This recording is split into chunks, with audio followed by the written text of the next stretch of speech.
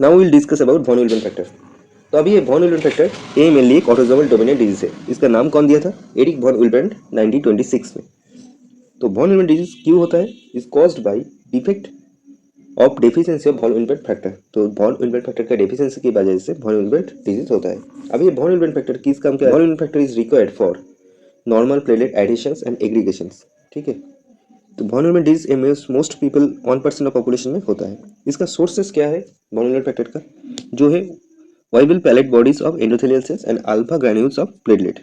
Normal plasma level कितना होता है? 10 मिलीग्राम पर लीटर एंड इसका half life 6 to 15 hours. What is von Wilson disease? ये मेनली डिफेक्टिव और डेफिशिएंट वॉन विल्सन फैक्टर की वजह से होता है। एंड इसमें क्या होता है? फैक्टर 8 का डिक्रीज हो जाता है। ठीक है। एंड वॉन विल्सन फैक्टर 8 का एक कैरियर इसमें काम करते हैं। अब ये इस पिक में आप देख सकते हैं ये जो एंडोथेलियल सेल्स है एंड ये जो वॉन विल्सन फैक्टर के अंदर जो ब्लू कलर का जो रिसेप्टर है उसका ऊपर से प्लेटलेट आ रहा है एंड उसके साथ बाइंडिंग कर रहा है। बाइंडिंग में प्लेटलेट एडिशन में कौन हेल्प कर रहा है? GP on B. और कौन हेल्प कर रहा है? फैक्टर 8। ठीक है। अभी हम आते हैं वॉन विल्सन फैक्टर के डिजीज के बारे में। ये मेनली एक ऑटोसोमल डोमिनेंट डिजीज है। तो जो वॉन विल्सन फैक्टर है इस प्रोटीन सिंथेसाइज्ड बाय मेगाकैरियोसाइट्स। ठीक है। It's acts as a carrier protein for factor 8। हम पहले भी बोल चुके हैं जो वॉन विल्सन फैक्टर ये मेनली फैक्टर 8 का कैरियर हिसाब से काम करते हैं। Therefore, deficiency of von Willebrand factor results into secondary reductions of factor 8। मतलब von Willebrand factor डेफिशिएंट होगा मतलब कम हो जाएगा, मतलब फैक्टर 8 भी उसका जो कैरियर है तो von Willebrand फैक्टर तो वो भी कम कैरी कर पाएगा फैक्टर 8 को, तो फैक्टर 8 भी कम हो जाएगा। ठीक है। Factor 8 is a member of intrinsic factor of coagulations. And factor 8 क्या है? जो कोगुलेशन फैक्टर है उसके अंदर factor 8 intrinsic factors of coagulation में काम करता है। So it will lead to increase in APTT. तो फैक्टर 8 को कम हो जाने से क्या होगा? एक्टिव एपीटीटी मतलब एक्टिवेटेड पार्शियल थ्रोम्बोप्लास्टिन टेस्ट इसका ये भी इंक्रीज हो जाएगा। ठीक है। It's other function is that it forms bridge between platelet and subendothelial components, allowing platelet to adhere the damaged blood vessel walls। तो इसका वॉन विल्सन फैक्टर इसका काम क्या है? और एक काम है ये क्या काम करते हैं? ये प्लेटलेट एडिशंस किसके बिटवीन में होता है? Between platelet and subendothelial components. जो सबएंडोथेलियल कंपोनेंट्स एंड प्लेटलेट के बिटवीन में ब्रिज फॉर्मेशन में काम करता है वॉन विल्सन फैक्टर। एंड इसमें क्या होता है? प्लेटलेट को एडिशंस में काम करते हैं, डैमेज वेसल्स वॉल्स में प्लेटलेट एडिशन में ये हेल्प करते हैं। देयरफॉर डेफिशिएंसी ऑफ VWF और von Wilson factor also causes delay in formation of platelet plaques at the site of injury leading to prolonged bleeding time। तो von Wilson factor कम हो जाएगा तो जो प्लेटलेट प्लैक फॉर्मेशन उसको delay हो जाएगा तो ब्लीडिंग टाइम प्रोलॉन्ग्ड होगा। ठीक है। ब्लीडिंग टाइम बढ़ जाएगा। Its manifestations are similar to platelet deficiency, superficial bruising, epistaxis, menorrhagia, and GI hemorrhage। Now we'll discuss about clinical presentations।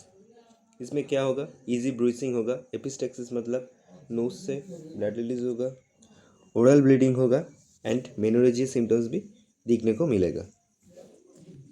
Now our next topic is DIC मतलब disseminated intravascular कोआगुलेशंस।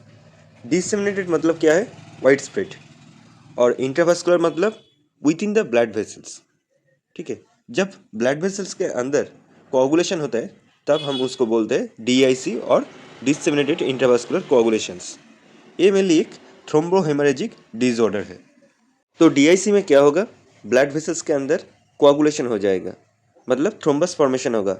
वो thrombus जाके capillary में अटक जाएगा तो उससे क्या होगा? ऑक्सीजन कैरी नहीं कर पाएगा ब्लड वेसल्स, तो उसके लिए एक हाइपोक्सिया कंडीशन क्रिएट होगा एंड उसके साथ टिश्यू डैमेज भी होगा।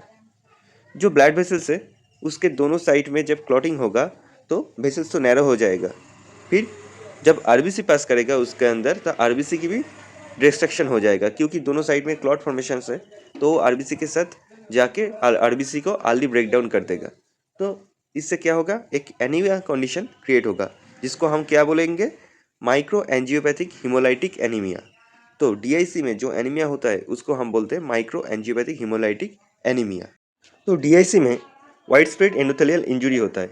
तो हम इस मैकेनिज्म को समझते हैं। ये जो ब्लड वेसल्स है इसके अंदर एंडोथेलियल सेल्स के अंदर टिश्यू फैक्टर है। जो टिश्यू फैक्टर उसके साथ क्या अटैच होता है? प्लेटलेट अटैच होता है। प्लेटलेट उसके अंदर अटैच होकर प्लेटलेट एडिशंस और एग्रीगेशंस करते हैं। जब ये ब्लड वेसल्स के अंदर होता है तब क्या होगा? डीआईसी में टिश्यू फैक्टर इंक्रीज हो जाता है। ठीक है, नॉर्मल टाइम में क्या होता है? Pro coagulant and anti coagulant दोनों सेम रहते हैं, एक नॉर्मल कंडीशंस को क्रिएट करते हैं। बट डीआईसी में ब्लड वेसल्स के अंदर प्रो कोआगुलेंट मतलब टिश्यू फैक्टर ज़्यादा हो जाता है और एंटी कोआगुलेंट कम हो जाता है। तब क्या होगा?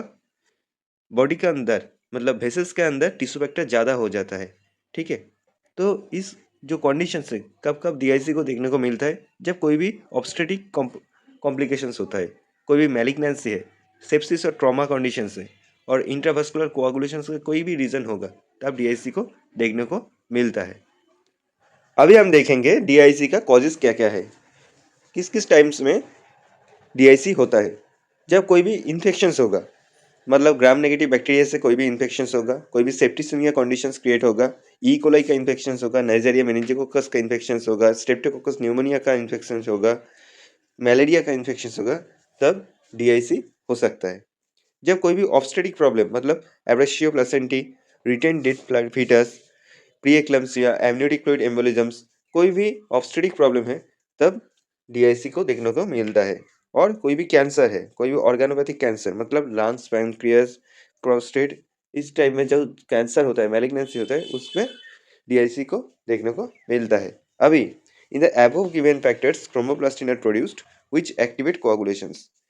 ये जो कॉज ऑफ डीआईसी है, इन अबव गिवन फैक्टर्स में क्या होता है? थ्रोम्बोप्लास्टिन ज़्यादा से ज़्यादा प्रोड्यूस होता है।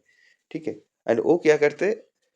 कोआगुलेशंस को एक्टिवेट करते हैं। अभी जो टिश्यू फैक्टर है, जो फैक्टर है डीआईसी में काम करता है, वो क्या क्या है?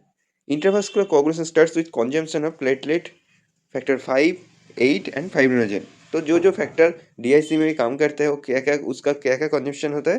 प्लेटलेट का कंजम्पशन होता है फैक्टर 5, फैक्टर 8 एंड फाइब्रिनोजेन का कंजम्पशन होता है डीआईसी में। तो हम पहले भी बोल चुके हैं, डीआईसी में जो एनीमिया होता है आरबीसी की ब्रेकडाउन, अर्ली ब्रेकडाउन की वजह से, वो क्या होता है? माइक्रो एंजियोपैथिक हिमोलाइटिक एनीमिया, और ब्लड वेसल्स के अंदर एक हाइपोक्सिया कंडीशन भी क्रिएट होता है। अभी ये जो डीआईसी है, उसको हम क्या बोलते हैं? कंजम्पशन कोआगुलोपैथी भी बोलता है। क्यों? डीआईसी में क्या होता है? जो ब्लड वेसल्स के अंदर कोआगुलेशन होता है, क्लॉट फॉर्मेशन होता है। तो क्लॉट फॉर्मेशन ब्लड वेसल्स के अंदर ज़्यादा होगा, तो ब्लड वेसल्स के अंदर क्लॉटिंग फैक्टर और प्लेटलेट ज़्यादा यूज हो जाएगा। तब क्या होगा? जो बाहर में जो क्लॉटिंग फैक्टर और प्लेटलेट काम करता है, उसमें क्या होगा? उसमें डेफिशिएंसी क्रिएट हो जाएगा। ठीक है, तब क्या होगा? बाहर में जब ओरिजिनली जहाँ पर क्लॉटिंग होना चाहिए, वहाँ पर क्या होगा? क्लॉटिंग फॉर्मेशन में प्रिवेंशन हो जाएगा, तो ब्लीडिंग ज़्यादा होगा। इसलिए डीआईसी को हम क्या बोलते हैं? Consumption coagulopathy. तो the consumption of this coagulation factor leads to haemorrhagic factor. Blood vessels के अंदर कंजम्पशन होगा तो बाहर में हेमोरेज ज़्यादा होगा, क्योंकि वहाँ पर क्लॉट फॉर्मेशन के लिए कोआगुलेशन फैक्टर और प्लेटलेट कम हो जा रहा है। Because of the intravascular coagulation platelet are consumed which lead to thrombocytopenia, क्योंकि वेसल्स के अंदर कंजम्पशन कोआगुलेशन के लिए प्लेटलेट ज़्यादा कंज्यूम्ड हो जा रहा है, इसलिए थ्रोम्बोसाइटोपेनिया का कंडीशंस क्रिएट हो रहा है। Because of the factor 5 deficiency कम कच क्या है? वो एक्सट्रिंसिक पाथवे में एक कोआगुलेशन फैक्टर हिस्से में काम करता है। There is prolongation of prothrombin time. तो फैक्टर 5 इंट्रावास्कुलरली ज़्यादा यूज हो रहा है, तो क्या होगा?